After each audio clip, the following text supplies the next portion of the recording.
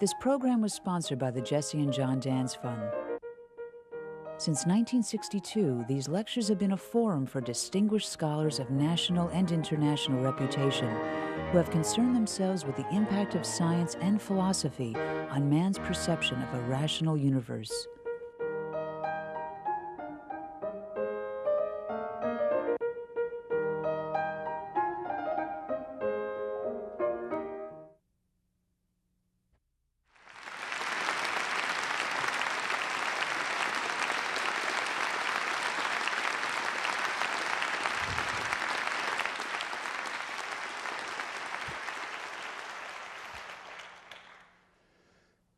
Well, this is a great occasion. I knew that before I came, but after hearing Heather's introduction, it's beyond expectation. I was honored to be invited to be this year's DANZ lecturer because, among other things, of the great and distinguished lecturers who have stood at this podium before. And I am doubly honored by having Heather McHugh make that introduction. Her own poetry was one of the reasons that when I came to America first made me feel it was a good place for a poet to come. Her work was and is totally alive, totally unsanctimonious, intellectually and emotionally fit as a fiddle. And her introduction is all the more credible to me because I believed what she was doing before we even met.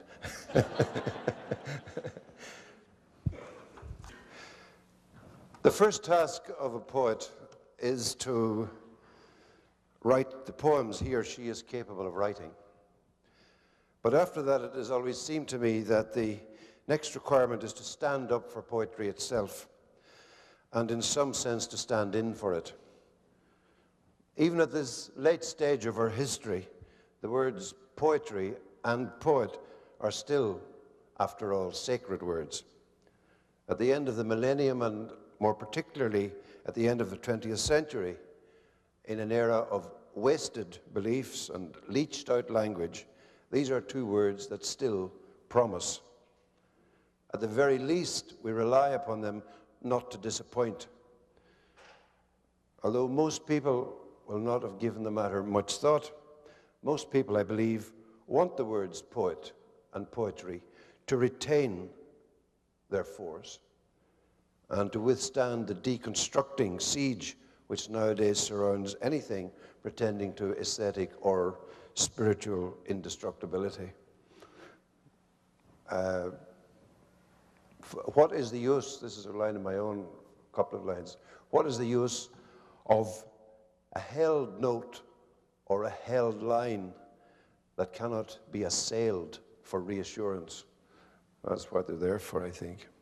In this lecture, anyway, I want to give an account of my own, a belief in the good of poetry, its use as a held note or a held line. But what I have to say will be more like a confession of faith, I suppose, than a manifesto. Most of the time I'll be concerned with one or two individual poems and poets, and I'll concentrate on them very generally in order to get at the ways in which poetry has been thought about and valued and defended in the past.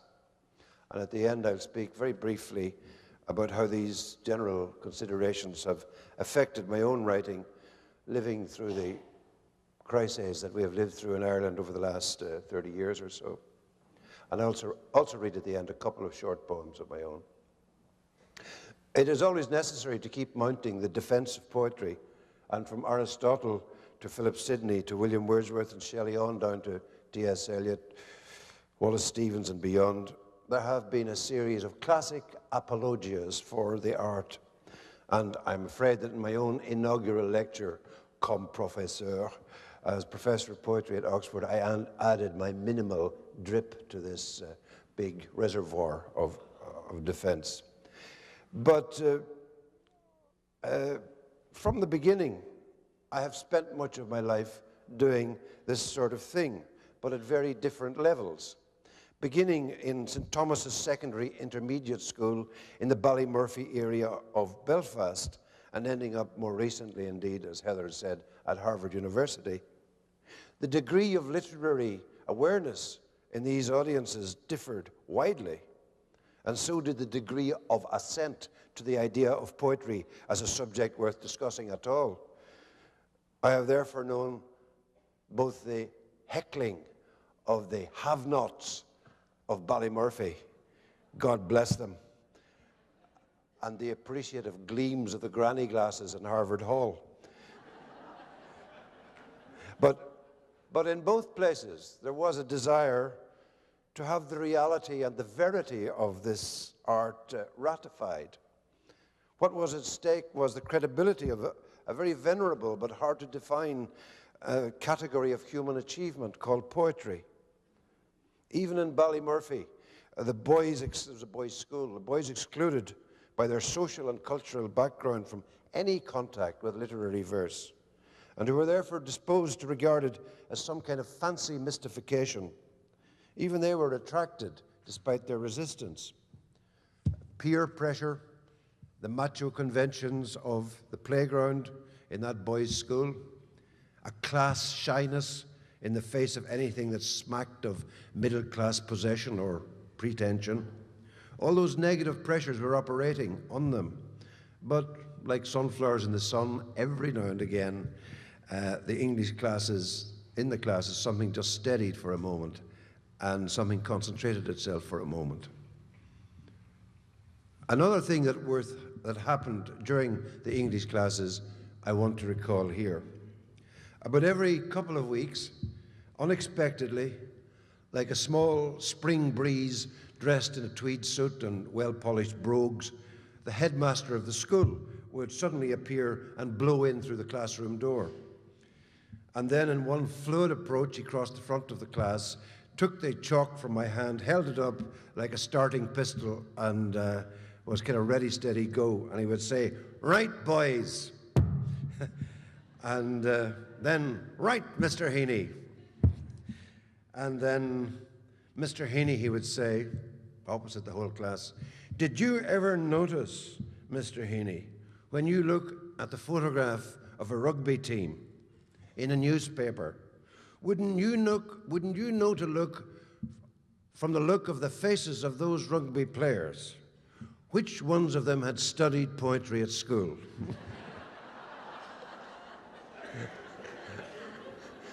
Wouldn't you see the difference in their faces, Mr. Heaney? And of course, unfailingly, I would answer, "Yes, Mr. McLaverty." Yeah. And McLaverty would then say triumphantly, "There you are now, boys. It's work hard, get your English exam, and don't be ending up like the rest of them down at the street corner there measuring your spits all day."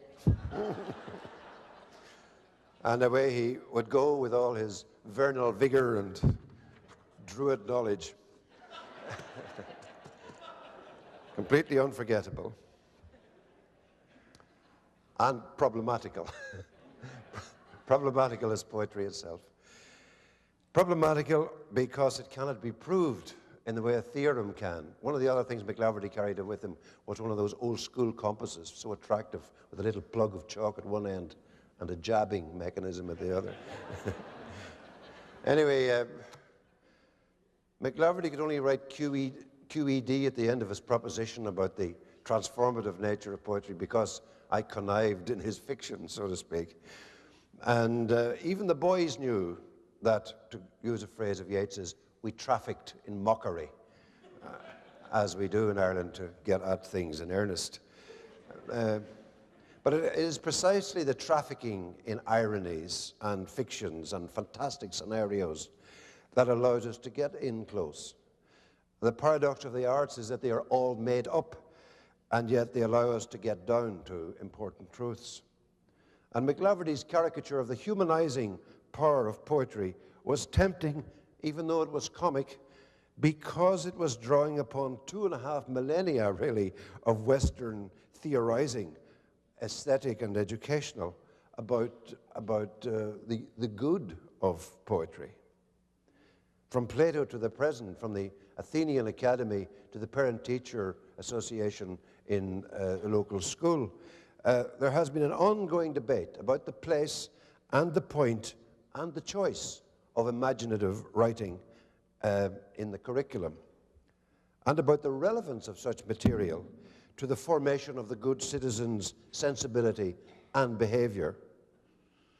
In fact, McLaverty's performance was itself a kind of parody of one exaggerated notion that has arisen from this humanist tradition.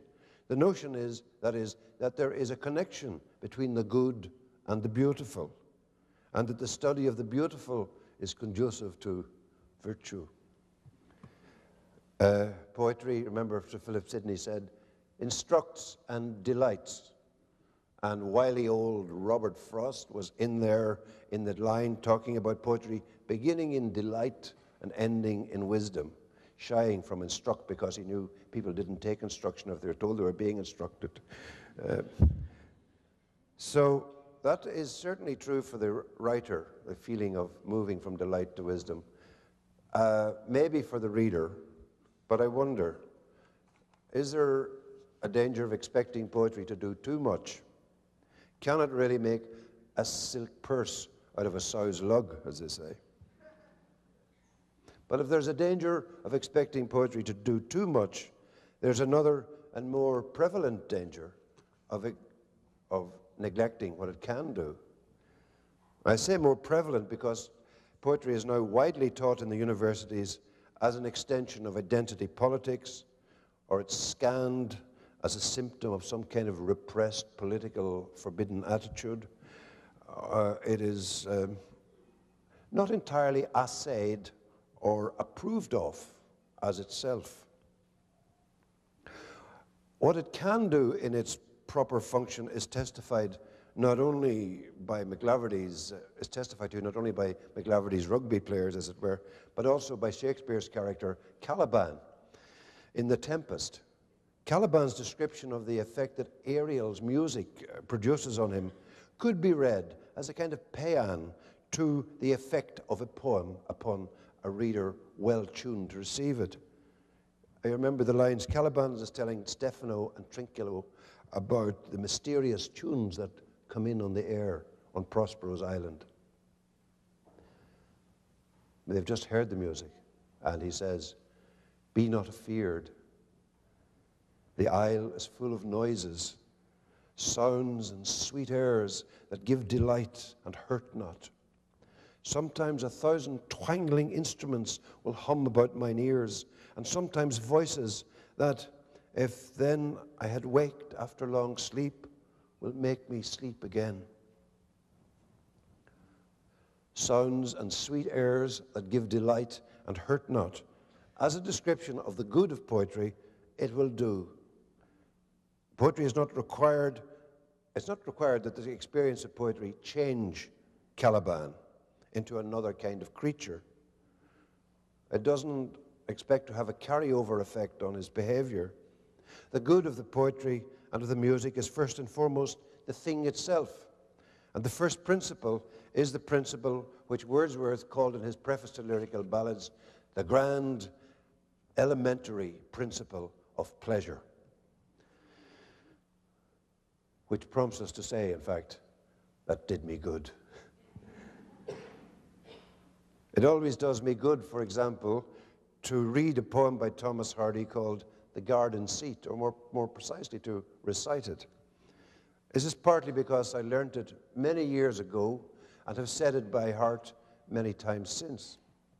Because I taught it to my daughter, and she said it by heart. Because I've said it by heart at so many Christmas parties that the wassailers now know it by heart themselves.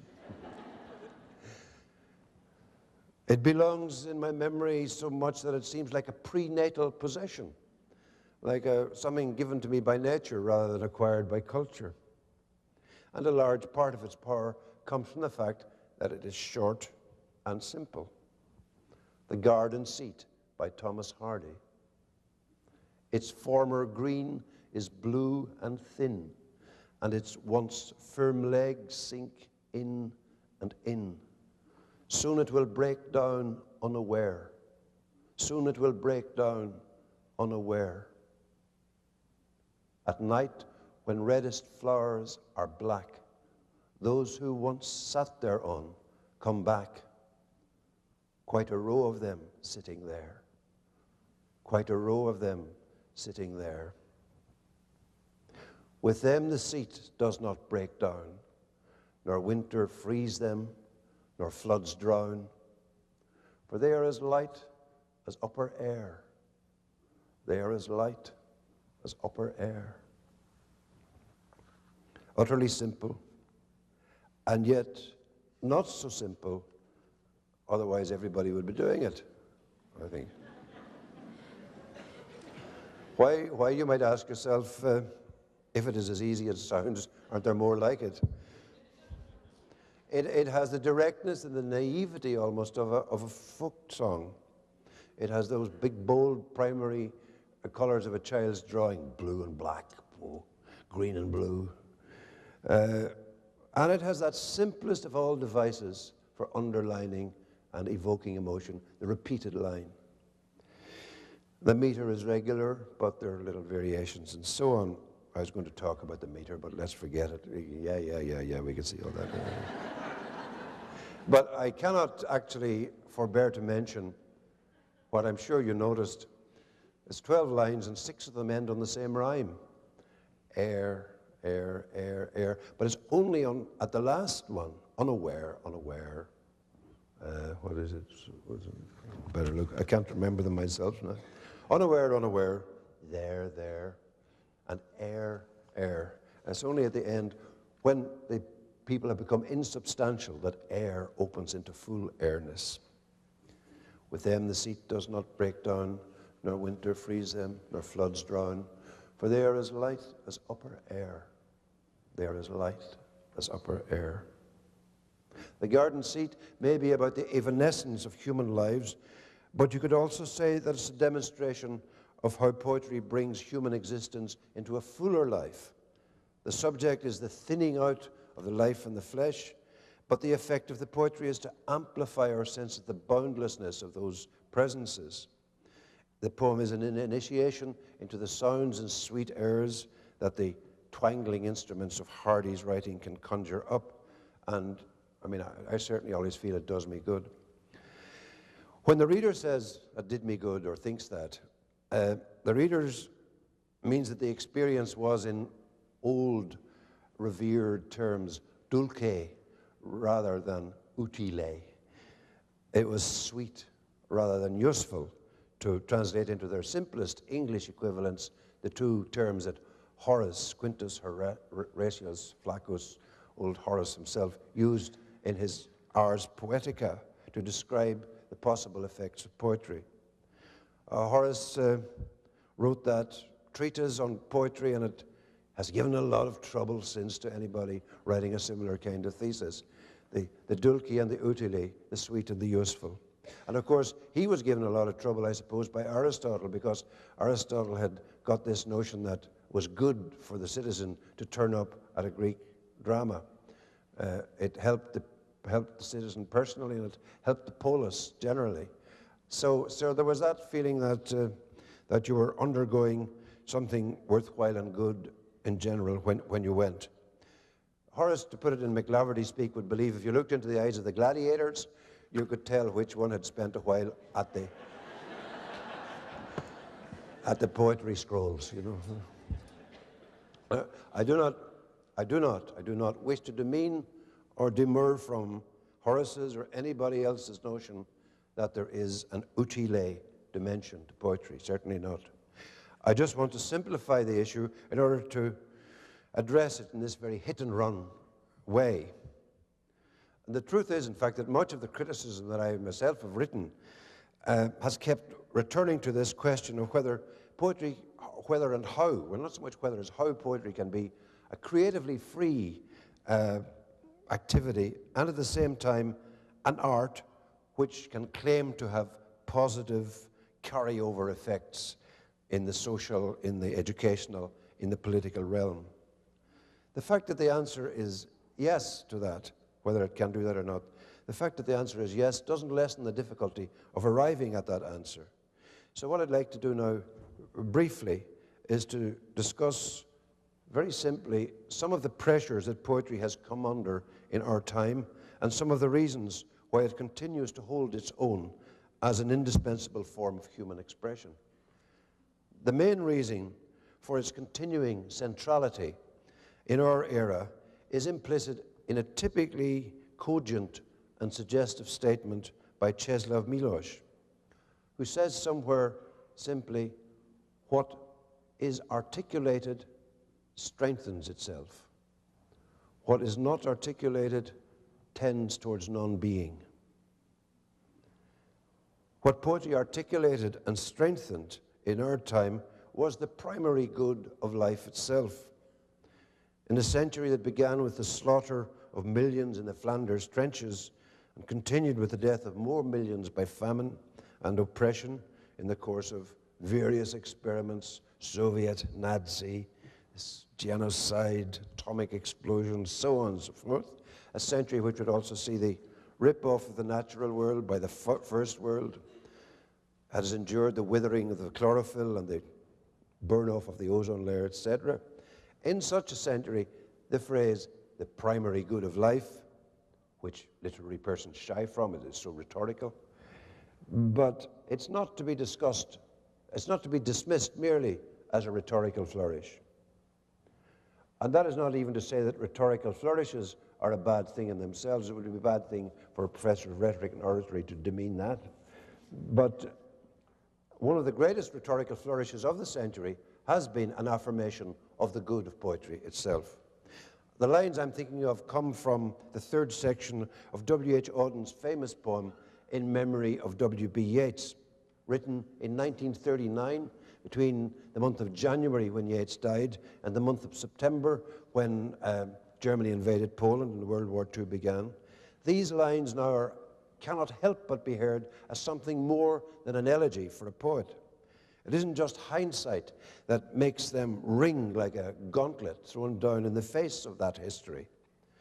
I'm going to read the passage in a moment, and when you hear it, you'll realize that this is the voice of the spirit at bay and making a stand. And what I want to emphasize in this context, however, is that the spirit is making a stand not just on its own resources, on Auden's natural combativeness and genius, but it's making a stand upon the basis of poetic tradition itself. The metrical base of this poem brings up echoes and brings up all kinds of reinforcement from the back of the language and the back of the mind and the back of the cultural memory. The meter is the same meter as tiger, tiger, burning bright in the forests of the night. It's the same meter as Yeats's own under bare Ben Bulben's head in Drumcliff churchyard, Yeats is laid. Anyhow, here are the stanzas in memory of W.B. Yeats, third section, in a shortened version as they were published, in a shortened version of the ones that were published in 1939. Earth, receive an honored guest. William Yeats is laid to rest. Let the Irish vessel lie emptied of its poetry. Time that is intolerant of the brave and innocent and indifferent in a week to a beautiful physique, worships language and forgives everyone by whom it lives, pardons cowardice, conceit, lays its honors at their feet. In the nightmare of the dark, all the dogs of Europe bark, and the living nations wait, each sequestered in its hate. Intellectual disgrace stares from every human face, and the seas of pity lie locked and frozen in each eye. Follow, poet, follow right to the bottom of the night. With your unconstraining voice, still persuade us to rejoice. With the farming of a verse, make a vineyard of the curse. Sing of human unsuccess in a rapture of distress. In the deserts of the heart, let the healing fountain start. In the prison of his days, teach the free man how to praise. The poem is as much a rallying cry as it is a lament. And a rallying cry is by its definition utile as well as dulce, since it rallies people to do something, towards something. In this case, towards a continuity of effort and a maintenance of trust in the efficacy of human creativity and endurance.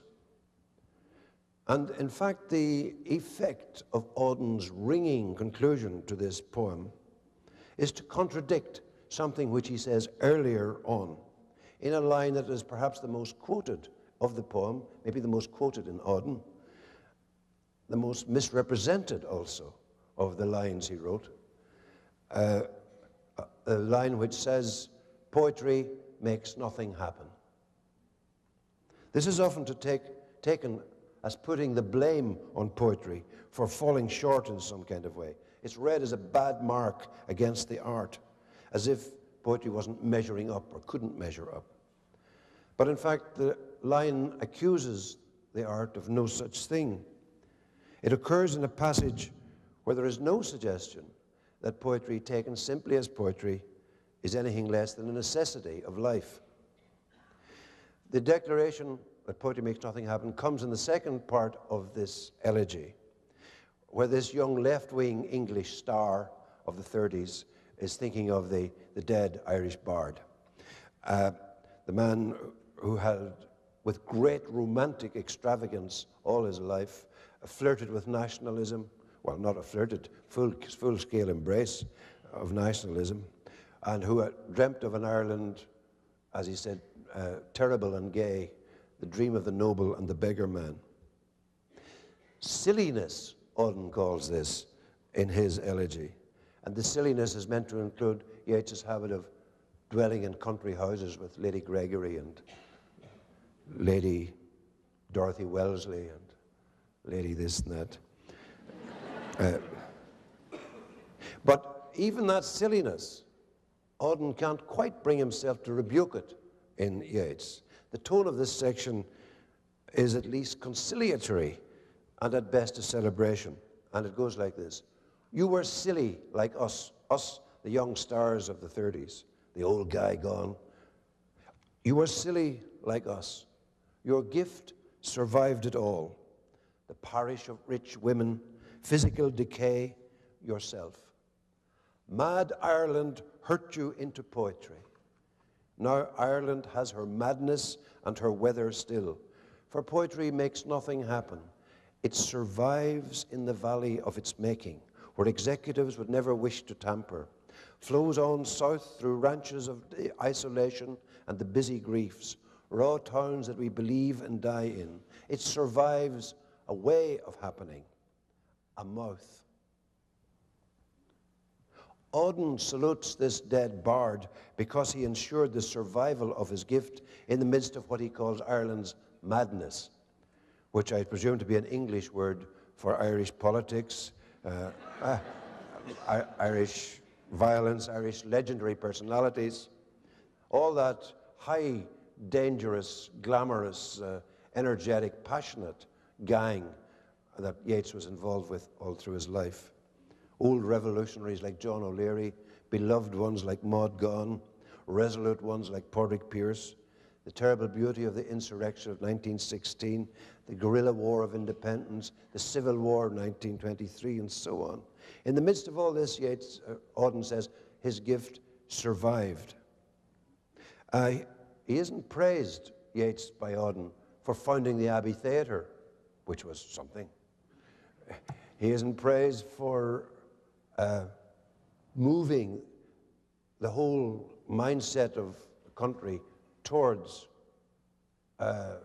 resistance, independence, with a poem like Easter 1916, which made something happen. He isn't praised for writing Kathleen Ní Shúilleabháin, which sent people out of the theatre ready to lift a gun. He's not praised for any of those things. He's praised because his gift survives.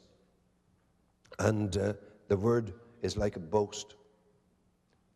And since the survival of poetry entails the survival of other things, and since poetry is implicated with the most deeply lodged values and the most deeply rooted cultural formations which have produced us, the survival of poetry means the survival of much, much more. It unites, as T.S. Eliot once said, the most ancient and most civilized mentality.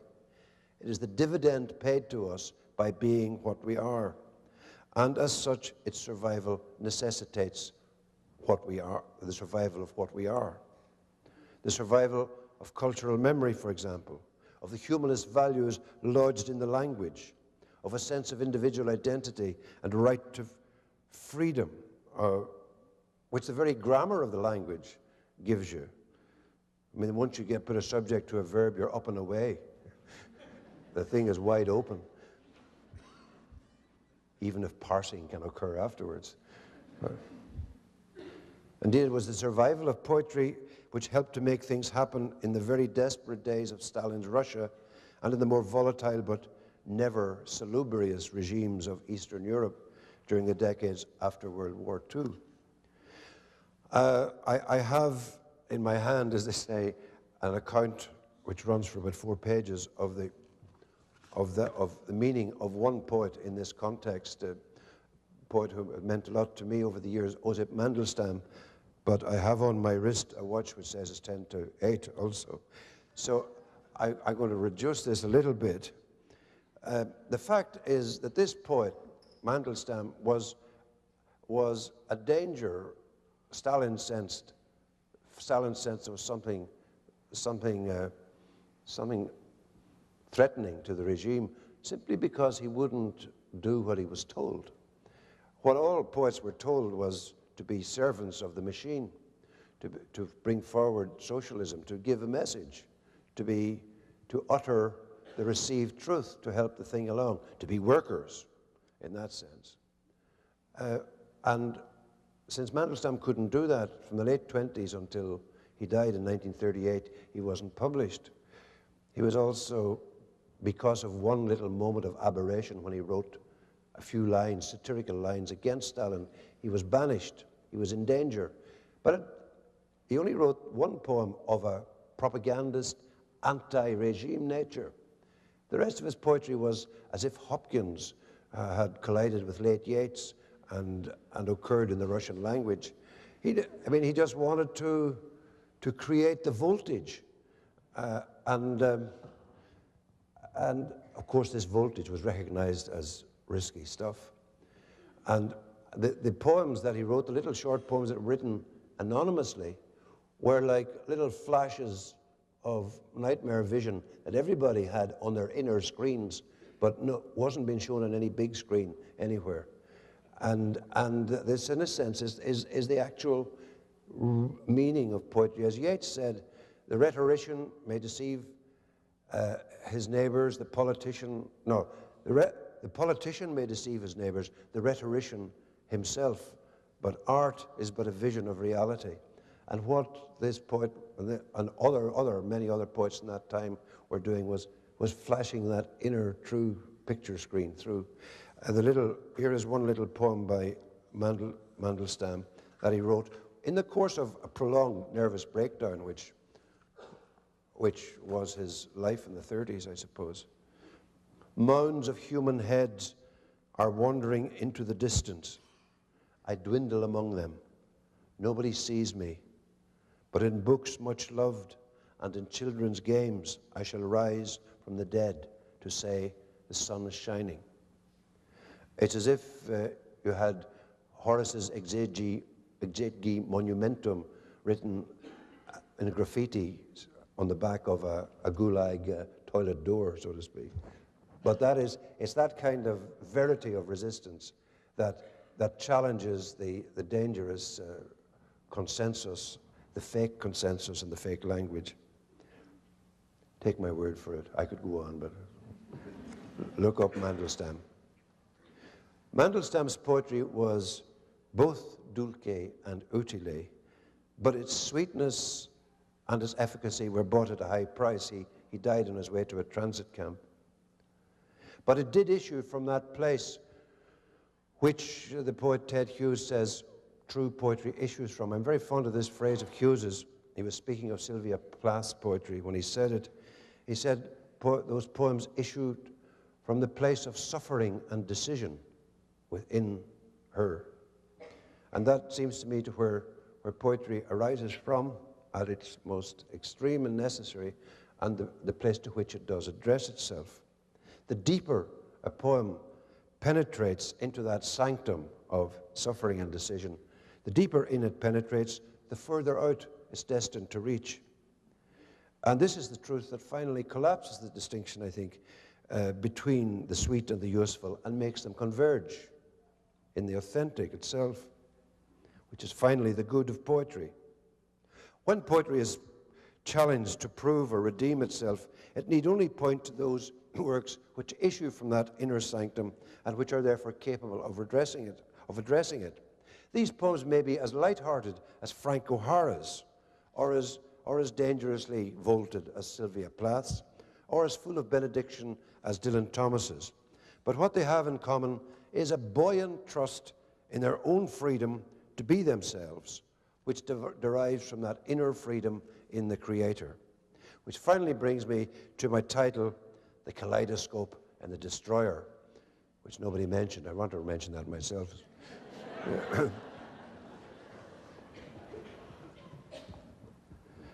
What I wanted to suggest by these two words was, on the one hand, the visionary possibilities of poetry, the way it has traditionally been seen as a dome of many-colored glass, the eterna margarita, as Dante calls it, the pearl of foreverness, really. That on the one hand, and on the other hand, as Mandelstam showed us, as Svetaeva showed us, as Paul Celan showed it, as Wilfred Owen and so on, the ability to look the negative evidence in the face and not be turned to stone or not to be exhausted. Excuse me. But these elevated associations should not be allowed to overwhelm my title's humble origins. What happened was this. One Christmas morning in the late 1940s, an aunt of mine presented me with a kaleidoscope. The first kaleidoscope I'd ever seen. A little navy blue, three-sided wonder vehicle, kind of a vision finder. Prism-shaped outside, prism brilliant inside. Something you couldn't help lifting to your eyes just for the sheer delight of it. I had other toys, I'm sure, but this was a definite bonus, and this is the one I remember. Something out of the ordinary. So I went across the road immediately to see what my neighbor, Tommy Evans, had got. And when I arrived, Evans was on his knees at a water butt, a small water tub, and he was pushing through the stirring water of this water butt a beautiful toy destroyer. A Royal Navy vehicle, painted blue, grey, black, little gun emplacements on every deck, little lifeboats cleaving the water. There I was with my bloody kaleidoscope.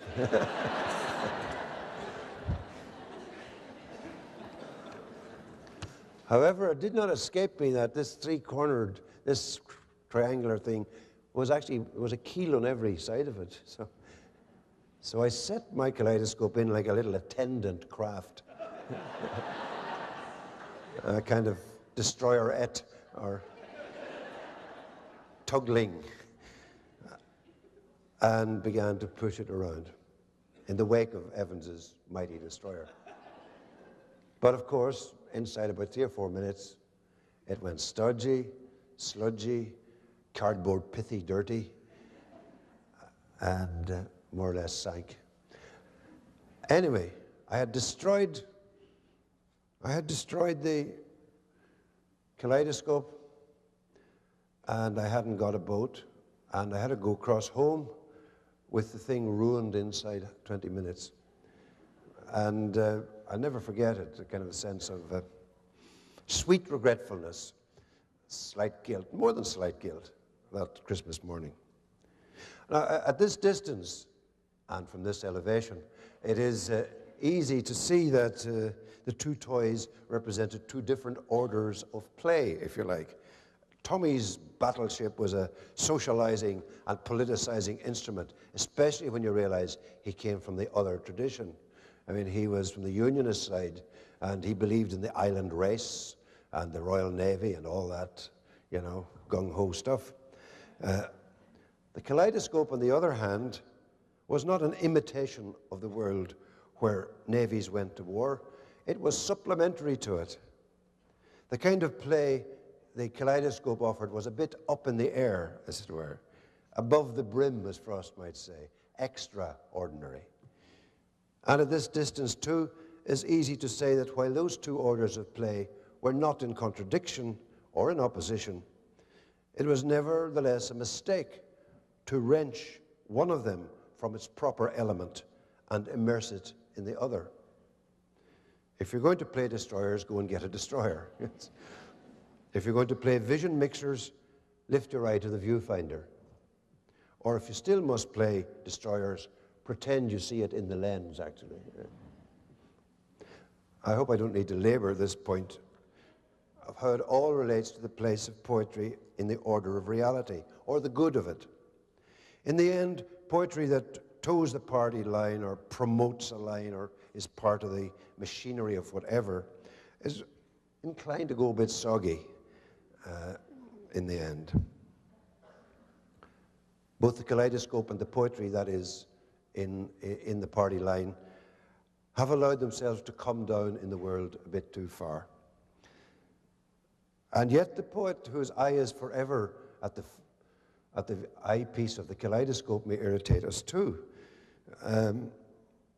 What we want is an angelic capacity to be in the middle state, I think. An ability to migrate between the two elements without losing one's soul or one's body to one or the other. It's quite easy and attractive to state this in parable form, of course. It's quite another thing to live through the reality of what it means in the course of your day-to-day existence and unease as a poet. So I want to end by reading two poems of my own and commenting on them in the light of some of the things I've just said. The first one I wrote when I came through into the certainty that poetry is its own reward. I was always absolutely sure of this with regard to other people's work. I mean, from Blake to Hopkins, wherever, Shakespeare, wherever you want to go, there's no need to worry when you say Inverse Ned to yourself or the tiger or whatever. Sure, that's fine. There's no need to prove that to yourself. You just promulgate it and glorify it. Other people's poetry is one thing, but the stuff you're writing or have not written or might write yourself is something very different. Anyhow, by the mid-1980s, I had written a long sequence of poems called Station Island, at least long for me it was. And it was a kind of confrontation by this guy going towards his 50s, going towards the age of 50, with a confrontation with my own Irish Catholic, Ulster Catholic past. It was a kind of artistic and even moral examination of conscience, a flushing out of the repressed anxieties, whether or not, as a member of the minority from Northern Ireland, I shouldn't have been more politically active, facing the self-accusation that I might have done more to give utterance to the waste and the loss and the sheer pain that had marked lives on both sides. All that, of course, the heckler in yourself says, yeah, when you start to think about writing about that. There is always a difference between the poetry you would like to write and the poetry you are given to write. And that is one of the stresses of negotiating your life. But let that hair sit, as they say. Station Island ended up the sequence of poems ended up with a character, a ghost, a shade appearing. And he spoke to me in terza rima. And this was the shade of James Joyce. Pretty daunting stuff, actually. Even though you were inventing it yourself, it still put the wind up me. So he said, stop worrying. Get on with it. Don't be so earnest, he said. Let go, let fly, forget. The main thing is to write for the joy of it. And so it was that I felt absolved, not only by having written the damn thing, but by having Joyce said, go, go, go, go. I felt freed into the dulce. And one of the results of that absolution was a sequence of poems called Lightenings, with an E, Lightenings. That is, they were about a weight being removed, about a certain heaviness of being eased. And they were also about overcoming a certain reluctance in myself to put my eye unapologetically to the viewfinder of the kaleidoscope. Fundamentally, the theme of the sequence was summed up in a couple of lines I wrote as I approached the 50th birthday, which said simply, me waiting until I was nearly 50 to credit marvels. So long for air to brighten, time to be dazzled, and the heart to lighten. Anyhow, the poem I like best of this lightening sequence retells the story from an early Irish chronicle. This chronicle was kept by the monks in the monastery of Clonmacnoise on the River Shannon in Ireland. And one year, something extraordinary happened and was recorded in the annals.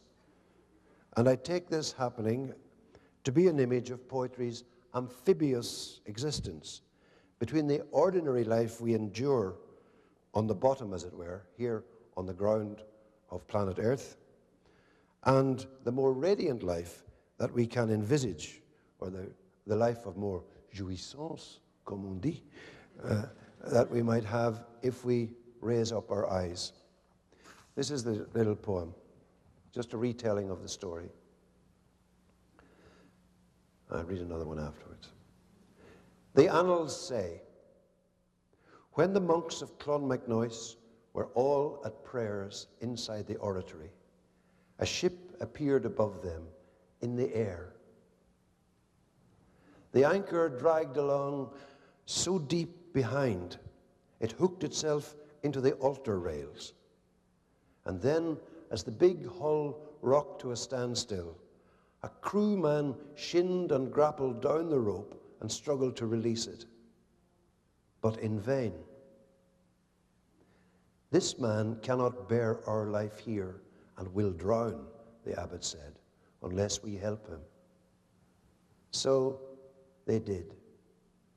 The freed ship sailed, and the man climbed back out of the marvelous as he had known it. It would be possible to see the crewman coming and going between the two levels as a figure of a little workaday Orpheus, indeed a successful Orpheus, one capable of releasing the dead weight and letting the ship of life move. But because of the unexpectedness of the crewman's arrival upon the scene and his briskness and the aura of zany truth that hangs about him, he also reminds me of my unforgettable headmaster, Mr. McLaverty.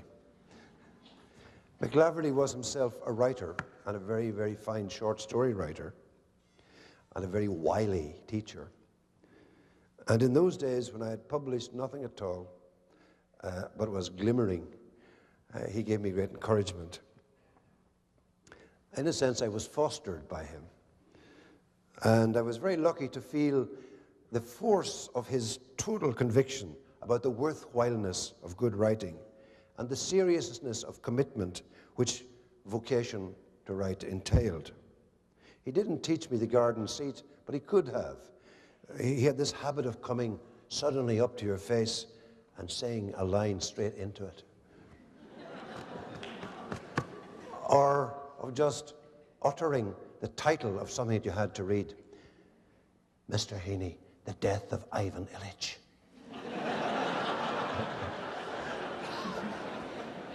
Now, and off you'd go with the compass.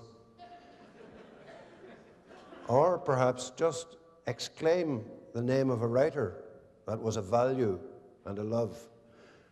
And always a faint tone of regret when he mentioned two of his favorites.